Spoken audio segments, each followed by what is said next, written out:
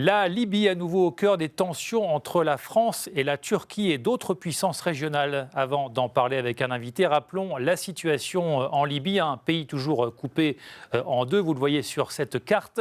À l'ouest, le gouvernement d'union nationale dirigé par Fayez El-Sarraj, basé à Tripoli, reconnu par les Nations Unies et soutenu par la Turquie et le Qatar.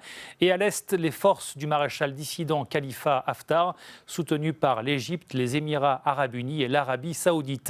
La Turquie qui accuse aussi la France de soutenir le général qui, rappelez-vous, avait lancé l'an passé une offensive sur Tripoli.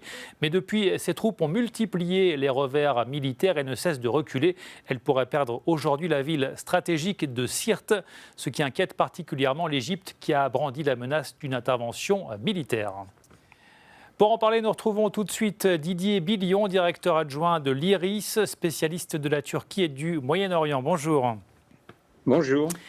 Alors la Libye est devenue, comme la Syrie, le théâtre d'une guerre par procuration. Chaque pays y défend ses propres intérêts, notamment la Turquie, qui est accusée de fournir des armes au gouvernement d'union nationale.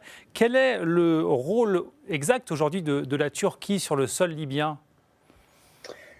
Tout d'abord, effectivement, comme vous le rappelez, il y a eu livraison d'armes depuis déjà plusieurs mois en direction de la Libye. Et puis aussi et surtout fourniture d'hommes. Ce sont donc des militaires turcs, mais qui ont surtout des capacités de techniciens. C'est-à-dire qu'on a constaté au cours des dernières semaines que leur rôle a été très important, notamment dans le maniement des drones, qui ont eu une importance stratégique réelle dans les opérations militaires de ces dernières semaines. De son côté, Ankara accuse Paris de soutenir le général Haftar. Quelle est finalement la position de la France en Libye ? La position de la France, elle est un petit peu compliquée. En réalité, au-delà d'un affichage et de certaines déclarations, elle n'a pas réellement soutenu le gouvernement de Fayez El-Sarraj, qui pourtant a été intronisé par l'ONU.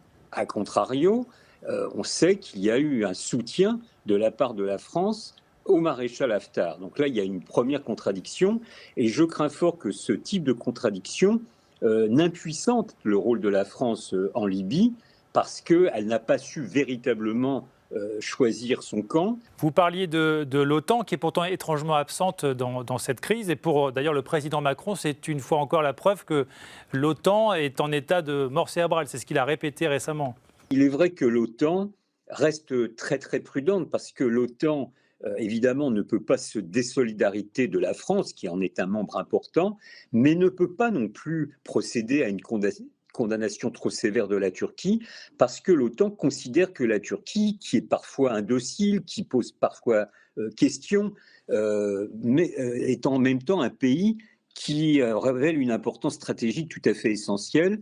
Merci beaucoup Didier Billion. Je rappelle que vous êtes directeur adjoint de l'IRIS, spécialiste de la Turquie et du Moyen-Orient. Merci beaucoup.